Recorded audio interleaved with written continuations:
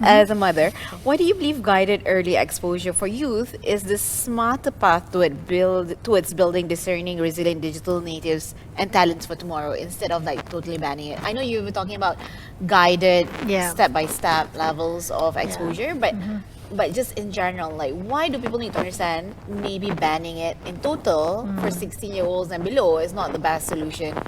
Right. I think the first thing we need to agree with is the fact that digital skills are a life skill, right? And when we talk about guided exposure, we're not just guiding them to exposure about harmful content. We're not saying that we need to guide them to look at pornography, for example. Yeah. But if you look at social media in a tunnel perspective and you only see the harms, then that might be your perspective. But you also need to look at the fact that children will grow up to become teenagers, to become adults who need to have the resilience over, for example, financial scams. They need to know what are the red flags out there that they should look out for. They need to look out for people who might be bullying them, who might be scamming them, who might be grooming them. These are things that maybe you can have conversations with them.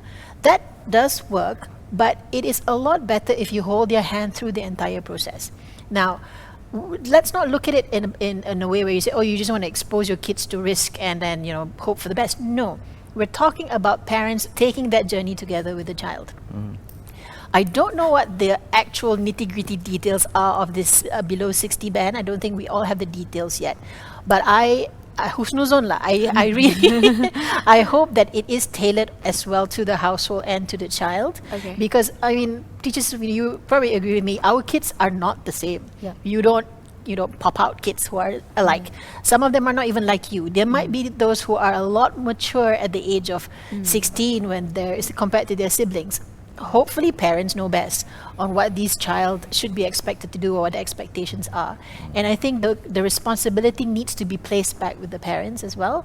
And to answer your question, why guided exposure is something that I am advocating for is exactly because of the fact that you gain life experience from living it. Yeah. And you need to gain digital experience from being in the digital space, guided by the safeguards that the platforms have given and also guided by the parents who are there to supervise it all the way through. Okay, and what's Fina, your take on it, like for the guided My take on exposure? it. Okay. When I heard about it, like Pamadia said, I mean, kids are users, but they are digital natives. They will work around the system. They will find ways. Yeah. They will find ways. Definitely, they will find ways. And when that happens, and when they are online, they are not just online, but they are online unprepared, unguided. That is more dangerous.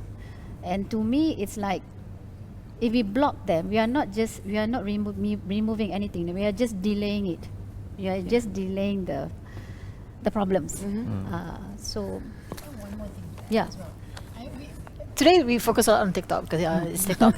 But when you ban TikTok or you ban certain platforms or apps, etc., there is a host of other alternative platforms that the kids can go to that are not as regulated, that don't have community guidelines or all these safety features that TikTok has invested in for 2 billion, for example. Exactly. So what are we doing with those alternatives? We don't want to chase youths away into the dark corners of the web where no one is watching or no one is supervising as well. So that's a consideration that we need to think about as well.